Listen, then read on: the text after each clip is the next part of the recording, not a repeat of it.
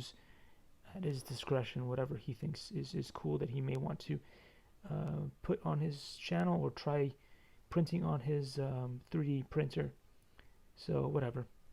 If he has questions, whatever, he can let me know. I don't know. Sometimes YouTube, sometimes Gmail is not very reliable. Sometimes YouTube is not very reliable. Sometimes things get hacked. Who knows? But anyway, I thought I'd put it in the channel because once it's on the channel, it's easier for people to see it. And yeah, thanks for watching. And hopefully Joel will get back to me. I don't know. I mean, people have lives.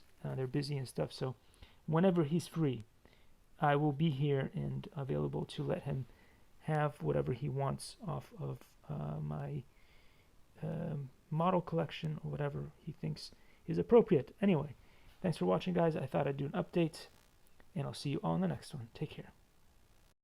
Likey.